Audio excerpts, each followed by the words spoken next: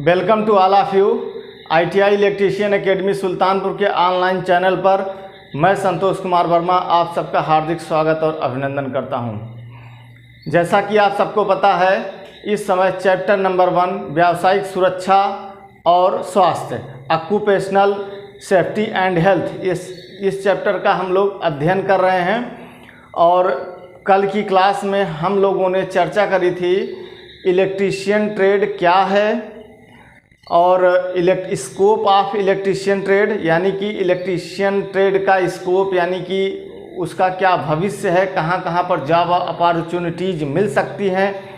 तीसरा पॉइंट पर हमने चर्चा करा था कि रिस्पॉन्सिबिलिटीज़ ऑफ एन इलेक्ट्रीशियन, एक इलेक्ट्रीशियन के क्या उत्तरदायित्व हैं, क्या कर्तव्य हैं, इतनी सब बातों पर कल चर्चा करी गई थी। तो देखिए उसके आगे नेक्स्ट पॉइंट को कंटिन्यू करते हैं। क्या लिखा गया है नेक्स्ट पॉइंट में?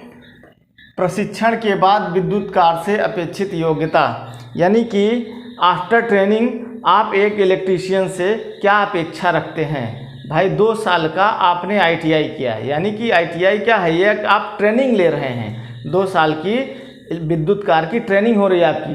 तो चलिए 2 साल की जब आप ट्रेनिंग ले लिए तो अब आपसे क्या अपेक्षाएं रखी जाए कि आप में क्या क्या काबिलियत आ गई होगी। पहले तो आप बिना ट्रेनिंग के थे, अब आप ट्रेनिंग ले लिए तो कुछ तो एक्स्ट्रा एबिलिटी आपके अंदर आ ही गई होगी। तो क्या क्या अपेक्षा करें हम कि आपके अंदर क्या क्या एबिलिटी आ गई है। ठीक है, तो क्या क्या अपेक्षा करी जाएगी आपसे?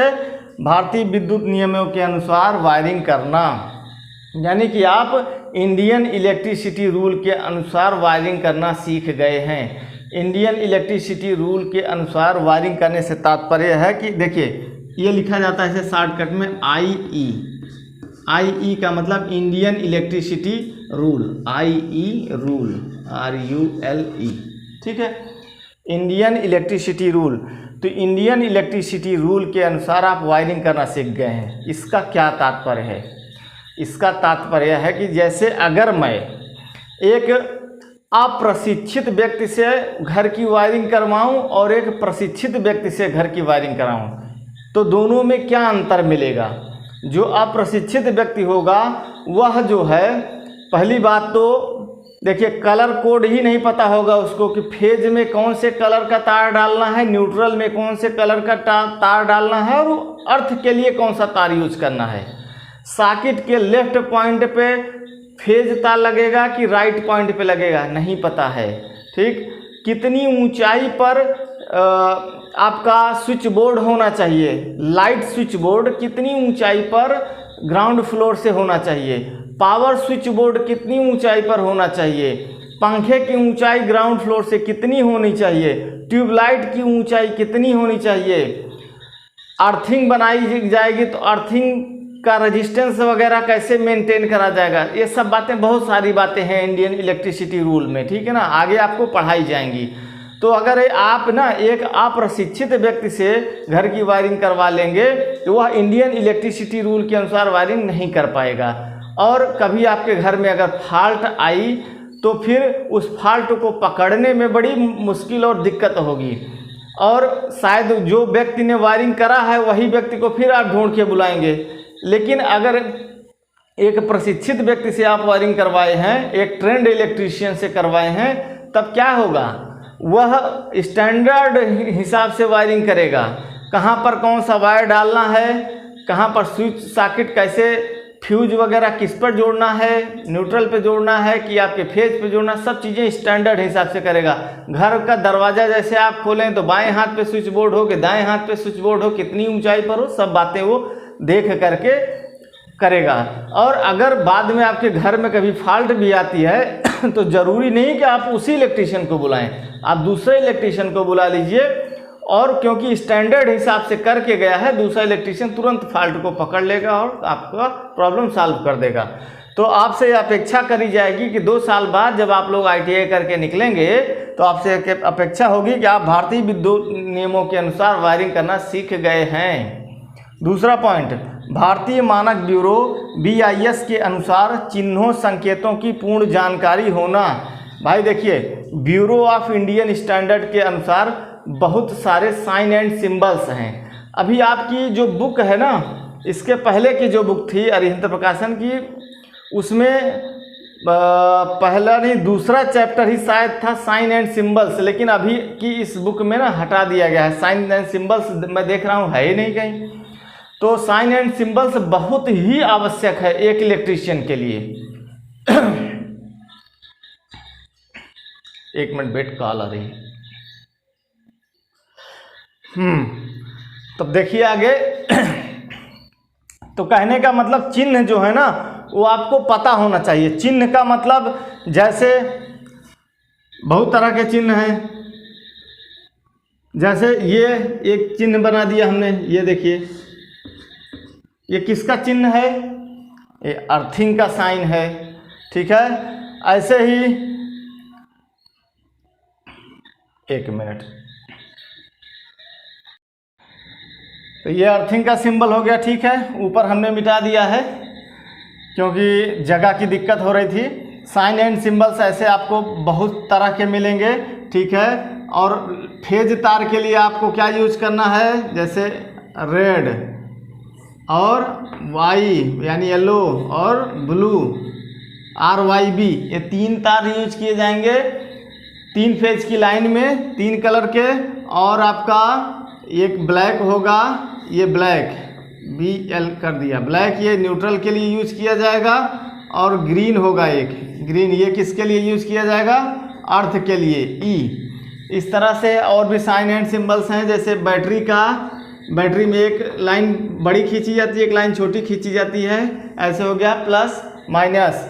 ऐसे ही आपका कैपेसिटर हो गया, कैपेसिटर में दोनों लाइन बराबर खींच दी जाती है, ये कैपेसिटर हो गया। रेजिस्टेंस का ये ऐसे ऐसे ऐसे ऐसे कर दिया, रेजिस्टेंस हो गया। वेरिएबल रेजिस्टेंस अगर बनाना है तो इसी को ऐसे एक एरो से कर दीजिए। फ्यूज बनाना है, फ्यूज के लिए ऐसे दिखा दिए और ऐसे एक लाइन इसके अंदर से खींच दिए।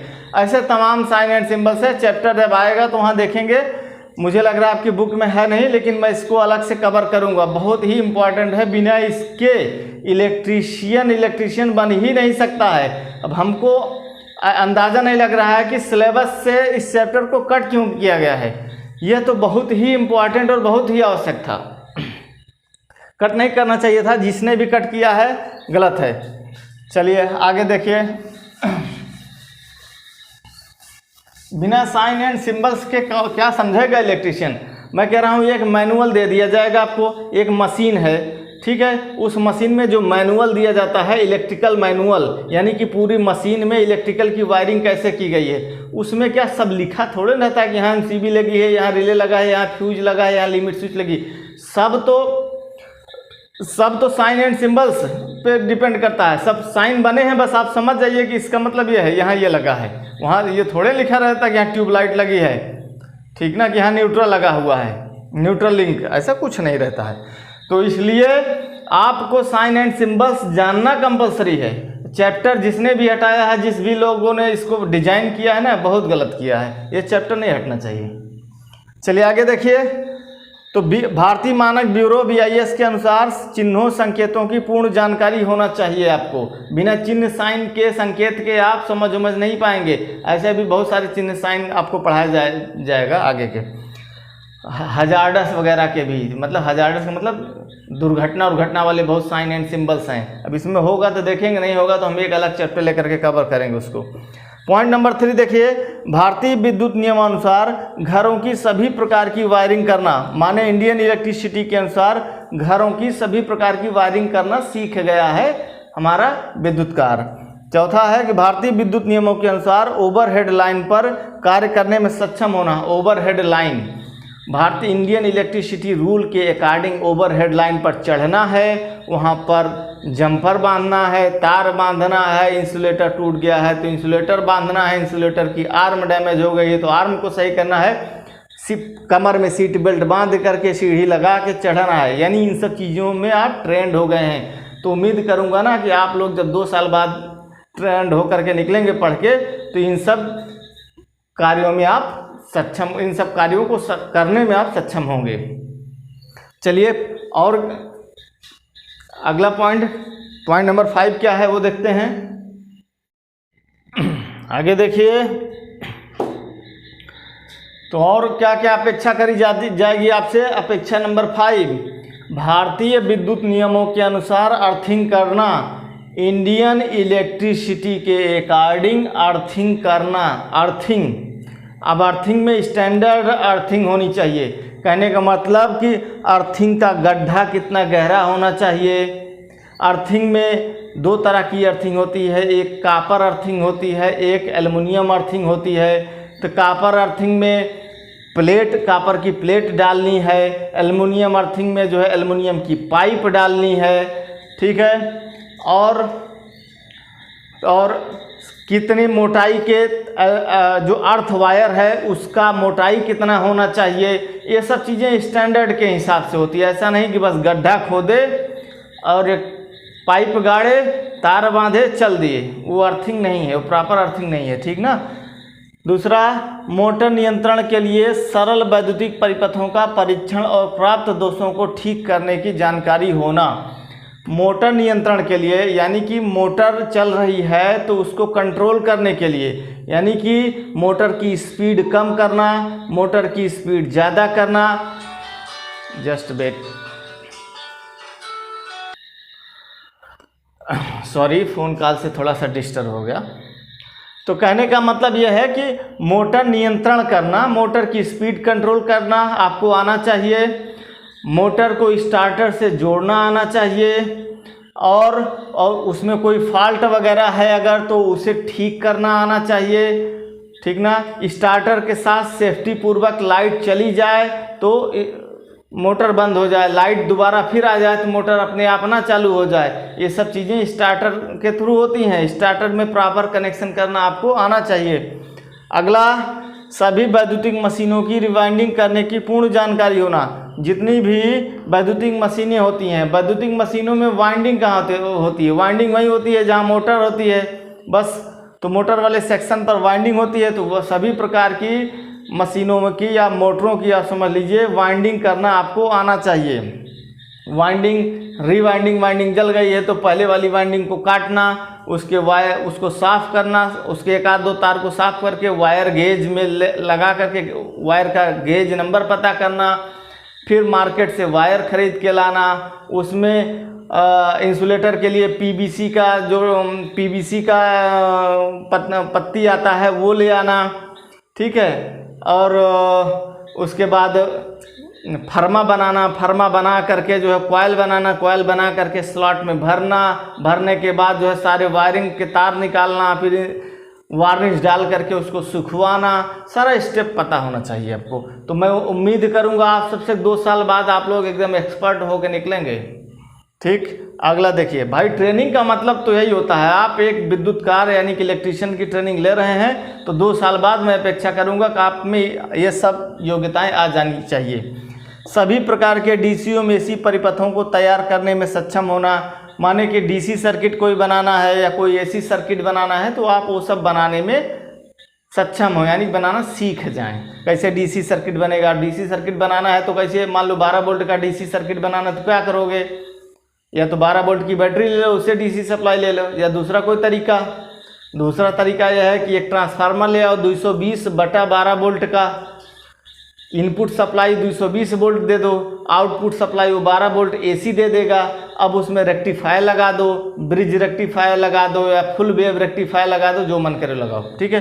रेक्टिफायर लगा करके उस 12 वोल्ट एसी को फिर 12 वोल्ट डीसी में कन्वर्ट कर लो। तो ये सब करना आपको आना चाहिए और 2 साल बाद ये आना है, आप में सारे गुण आना है, ये अपने आप में ठान लीजिए, तभी तो आप एक कुशल इलेक्ट्रीशियन बनेंगे। कहीं नौकरी नहीं मिली, अपनी दुकान डाल के बैठिए, ठीक ना, पैसे कमी नहीं होगी। चलिए आगे देखिए, तो पॉइंट अभी कुछ और हैं, कुछ और अपेक्षाएं आपसे करी जा रही हैं। अभी कुल 10 पॉइंट दिया है तो 8 पॉइंट पढ़ लिए हैं, 2 पॉइंट और पढ़िए। पॉइंट नंबर 9, भारतीय नियमों तथा BIS के अनुसार व्यावसायिक वायरिंग स्थापित करने की जानकारी होना।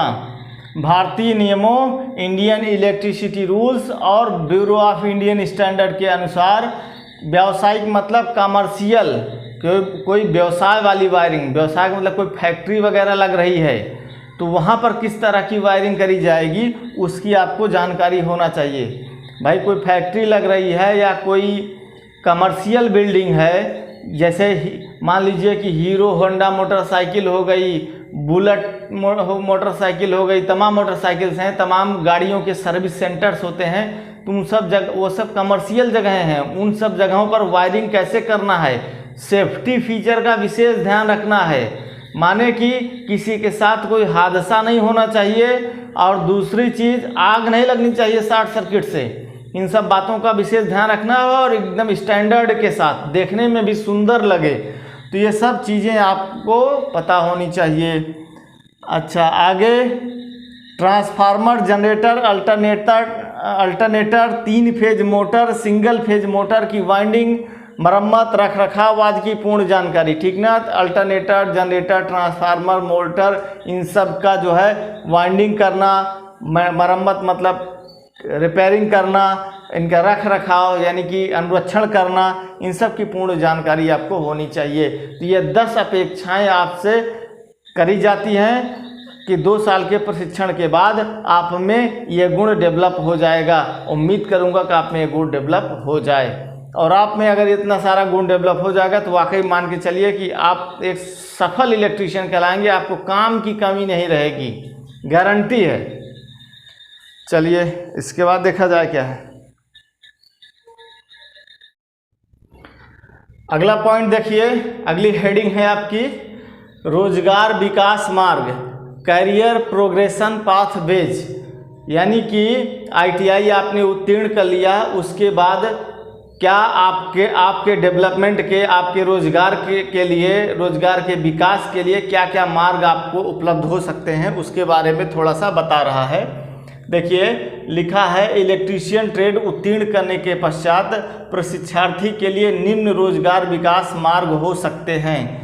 पहला पॉइंट लिखा है, इलेक्ट्रीशियन व्यवसाय उत्तीर्ण करने के पश्चात प्रशिक्षार्थी 10+2 परीक्षा में राष्ट्रीय मुक्त विद्यालय संस्थान NIOS द्वारा उच्चतर माध्यमिक प्रमाण पत्र में प्रवेश ले सकता है और सामान्य तकनीकी शिक्षा में जा सकता है। इसका मतलब क्या समझ रहे हैं, इलेक्ट्रीशियन व्यवसाय उत्तीर्ण करने के पश्चात आप जो है 10+2 कर सकते हैं, और यहाँ लिखा है उसने कहाँ से, NIOS से। NIOS क्या है, NIOS का मतलब होता है, यहाँ फुल फॉर्म में लिख दे रहा हूँ, NIOS इसका मतलब होता है national institute of open schooling.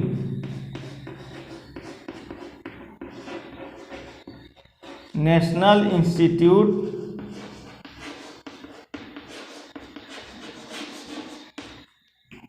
Of open schooling.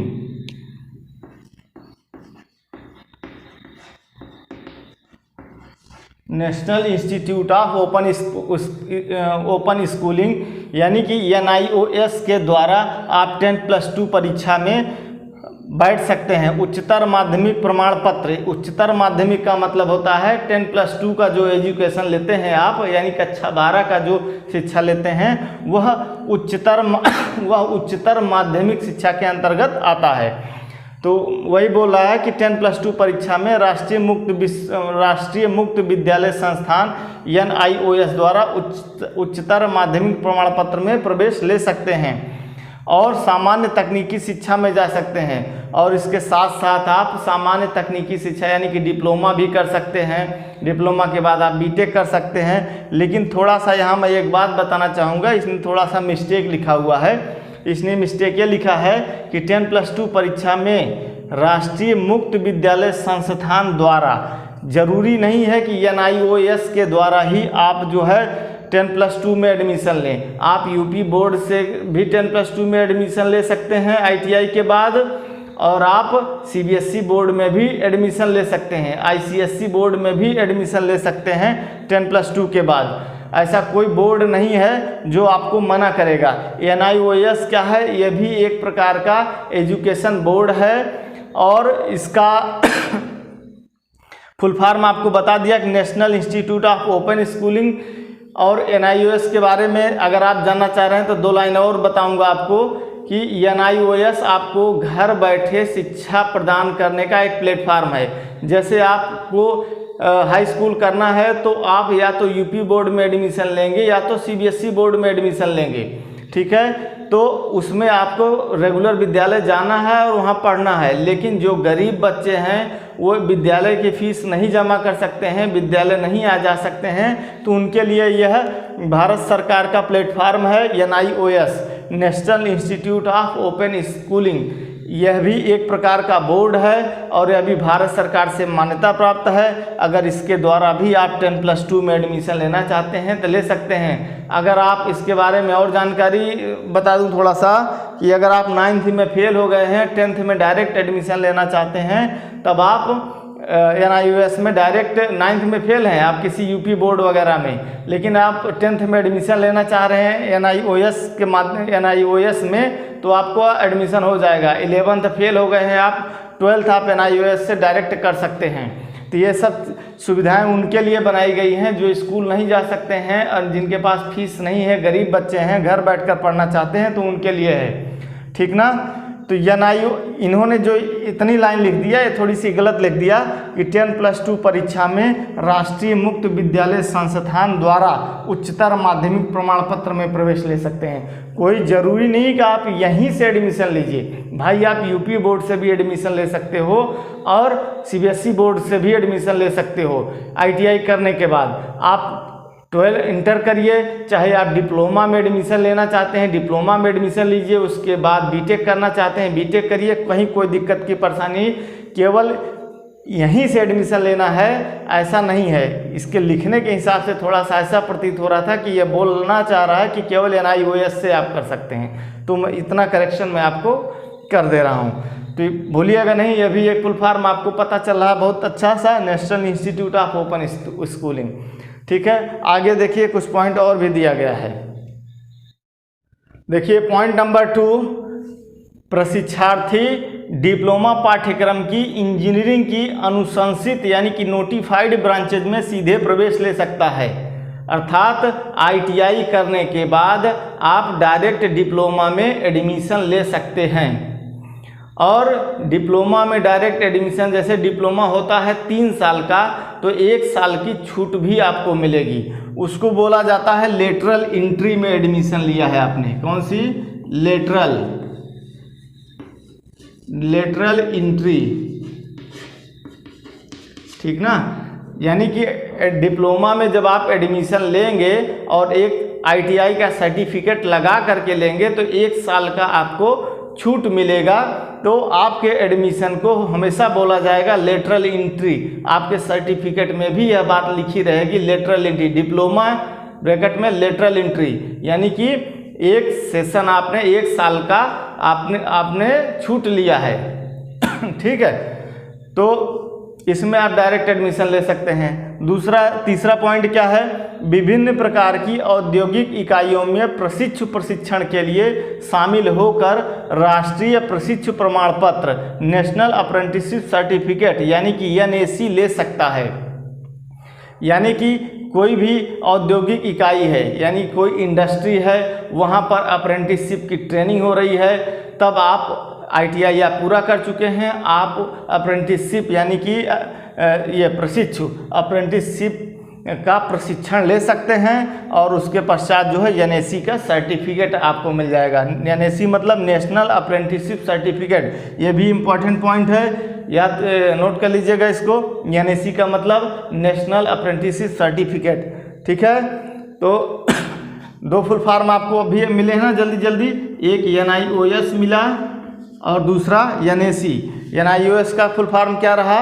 National institute of open schooling, और दूसरा NAC का नेशनल अप्रेंटिसशिप सर्टिफिकेट। और ध्यान दीजिएगा, बिना अप्रेंटिस के ITI अधूरी ही मानी जाती है, तो ITI के बाद अप्रेंटिस आपको करना है, ठीक है। अभी 1-2 पॉइंट और शायद दिया गया है, देखता हूँ। चलिए, तो लास्ट के 2 पॉइंट हैं, इनको देख लीजिए। क्या लिख रहा है? व्यवसाय में शिल्पकार अनुदेशक प्रशिक्षण योजना CITS में प्रवेश कर ITI में अनुदेशक हो सकता है। CITS का मतलब होता है, पीछे की क्लासेज में बता चुका हूँ, आप लोगों को नहीं, इसके पहले के मेरे प्लेलिस्ट में जाएंगे तो वहाँ पर आपको मिलेगा कि CTI ITI में इंस्ट्रक्टर कैसे बने, CTI क्या होता है, तो वहाँ पर मैंने बताया है CITS का मतलब होता है क्राफ्ट इंस्टीट्यूट, क्राफ्ट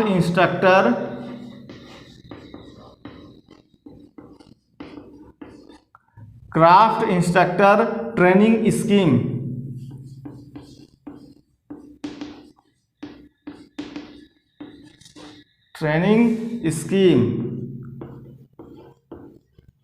ठीक, तो CITS क्राफ्ट ट्रेनिंग इंस्टीट्यूट ये कहाँ से होता है, ये ATI से होता है। कहाँ से? ATI मतलब advance training institute, advance training institute. ठीक, एडवांस ट्रेनिंग इंस्टीट्यूट ATI, यहाँ से आप CITS या इसको CTI भी बोलते हैं का कोर्स कर सकते हैं। 1 साल का कोर्स होता है, ITI करने के बाद यह होता है। यदि यह कोर्स आपने किया है तो ITI में इंस्ट्रक्टर यानी कि अनुदेशक की वैकेंसी जब निकलेगी तो उस वैकेंसी को भरने के लिए या उस वैकेंसी में अप्लाई करने के लिए आप एलिजिबल कैंडिडेट हो जाएंगे।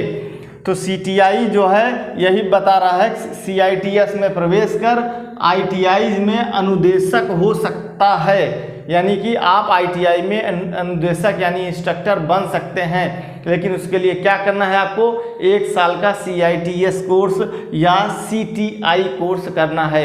यह कोर्स कहाँ से होगा, तो यह कोर्स ATI से होगा, एडवांस ट्रेनिंग इंस्टीट्यूट अर्थात उच्च प्रशिक्षण संस्थान से। तो भारत में कई जगह उच्च प्रशिक्षण संस्थान हैं, कुछ मोटी मोटा नाम जो मुझे याद है मैं बता दे रहा हूँ। आपके सबसे नज़दीक में कानपुर में है, उसके बाद फिर सब दूर दूर हैं। मुंबई में मिलेगा, कोलकाता में मिलेगा, लुधियाना में मिलेगा और उत्तराखंड में शायद देहरादून में है। तो जानकारी कर लीजिएगा, ज़रूरत होगी तो इस पर थोड़ा सर्च किया जाएगा तो पता चल जाएगा। फिलहाल मैंने तो CTI करा हुआ है कानपुर से। ठीक है, तो ITI में मैं इंस्ट्रक्टर की भर्ती के लिए आवेदन कर सकता हूं। तो आप लोग भी ITI करने के बाद यह कोर्स कर सकते हैं। अच्छा, इस पर मैंने एक सेशन लिया हुआ है, हमारी प्लेलिस्ट में जाइएगा, ITI में इंस्ट्रक्टर कैसे बने, तो उसमें देख लीजिएगा, डिटेल में हमने वर्णन किया हुआ है। अच्छा, पॉइंट नंबर 5 पे आइए। सीधे विद्युत लाइसेंस बोर्ड से वायरमैन B में लाइसेंस प्राप्त कर सकता है। तो इतने सारे जगह काम कर सकता है ITI स्टूडेंट जब ITI कर लेगा। तो ITI कर लेने के बाद और क्या करेगा, देखिए, सीधे विद्युत लाइसेंस बोर्ड से वायरमैन B में लाइसेंस प्राप्त कर सकता है। तो आपको हमने शायद पहले बताया है, नहीं बताया होगा तो पीछे की क्लासेज में बताया है कि आप एक लाइसेंसधारी ठेकेदार बन सकते हैं। देखो भाई, जो भी सरकारी प्रोजेक्ट कोई निकलेगा, अगर आपके पास लाइसेंस नहीं है तो आप जो है ठेका नहीं ले सकते हैं। जैसे एक मेडिकल स्टोर वाला तब तक मेडिकल स्टोर की दुकान नहीं चला सकता जब तक वो D फार्मा या B फार्मा का कोर्स ना किया हो, वैसे ही आप एक लाइसेंसधारी ठेकेदार तब तक नहीं बन सकते हैं जब तक आपके पास ITI का सर्टिफिकेट ना हो। तो जब ITI का सर्टिफिकेट होगा तो इलेक्ट्रिसिटी बोर्ड जाइए आप, इलेक्ट्रिसिटी बोर्ड से आपको जैसे बता रहा है वायरमैन B में लाइसेंस प्राप्त हो जाएगा। इलेक्ट्रिसिटी बोर्ड आपके लखनऊ में, उत्तर प्रदेश में लखनऊ में पिकअप भवन पॉलीटेक्निक चौराहे के पास में है, वहीं पर है। तो वहाँ पर आप जा करके अप्लाई कर सकते हैं। अब यहाँ पर थोड़ा सा मैं समझाना चाहूँगा, वायरमैन B लिखा है, इसमें 3 तरह के लाइसेंस मिलते हैं, A, B और C। तो जो C वाला लाइसेंस होता है यह सिर्फ और सिर्फ घरेलू वायरिंग वगैरह करना हो तो उसके लिए होता है। अगर C प्रकार का लाइसेंस है आपके पास तो आप LT लाइन पर और घरेलू, LT का मतलब लो टेंशन लाइन, 220 वोल्ट की लाइन पर काम कर सकते हैं, साथ ही साथ घर वगैरह की वायरिंग का ठेका ले सकते हैं बस। दूसरा है बी टाइप का लाइसेंस है। बी टाइप का लाइसेंस अगर आप लेंगे तो सी टाइप और बी टाइप में ज़्यादा अंतर नहीं है, बस थोड़ा सा। तो बी टाइप का जब लाइसेंस लेंगे तो इसमें भी आप क्या है कि जो काम सी टाइप में कर पाते तो वो भी करेंगे, अर्थात घर वगैरह की वायरिंग का आप ठेका ले सकते हैं। साथ ही साथ जो स्मॉल इंडस्ट्रीज होती हैं, छोटी छोटी इंडस्ट्रीज होती हैं, उनमें आप मेंटेनेंस का काम ले सकते हैं। बी टाइप वाला एचटी लाइन पर काम नहीं मिलेगा आपको, हाई टेंशन लाइन पर काम नहीं मिलेगा, बी और सी दोनों को, ठीक ना। सी वाला से केवल घर वगैरह की वायरिंग का काम पा सकता है, और बी वाला जो है ये घर की वायरिंग के साथ साथ छोटी छोटी इंडस्ट्रीज में मेंटेनेंस का ठेका ले सकता है। और ए टाइप का लाइसेंस अगर जिसके पास है तो वह जो है घर की वायरिंग का भी ठेका ले सकता है, छोटी और बड़ी जो इंडस्ट्रीज हैं उनमें मेंटेनेंस का भी ठेका ले सकता है, और हाई टेंशन लाइन पे का भी काम कर सकता है। ट्रांसमिशन हुआ, ट्रांसमिशन मतलब पारेषण, बिजली का ट्रांसमिशन, जो बड़ी बड़ी टावर होते हैं नहीं, जिसमें 1,32,400 kV की लाइन चल रही होती है उनकी, तो उनका ठेका ले सकता है। ए टाइप का लाइसेंस अगर आपके पास है तो डिस्ट्रीब्यूशन लाइन का, ट्रांसमिशन डिस्ट्रीब्यूशन लाइन का, एचटी लाइन का ठेका मिल सकता है। साथ ही साथ ये दोनों काम भी कर सकता है वो ए टाइप लाइसेंस जिसके पास है। तो उम्मीद कर रहा हूँ कि आप इसके प्रति अवेयर हो गए होंगे। कुछ और जानकारी चाहिए होगी तो बताइएगा हमको, और ज़्यादा डिटेल में आपको बताएंगे, ठीक है। तो चलिए आज का सेशन यहीं ओवर करते हैं, आगे मिलते हैं नेक्स्ट क्लास में। Thank you for watching my video. अगर अच्छा पढ़ा रहा हूँ तो थोड़ा लाइक एंड शेयर ज़रूर कर दीजिए, और कुछ और छात्रों तक पहुंचाइए ताकि कुछ सब्सक्राइबर बढ़े और हमारा भी वो उत्साह हो। आप ही लोगों से अपेक्षा है कि आप ही लोग सब कुछ करेंगे, ठीक। चलिए, best of luck, thank you.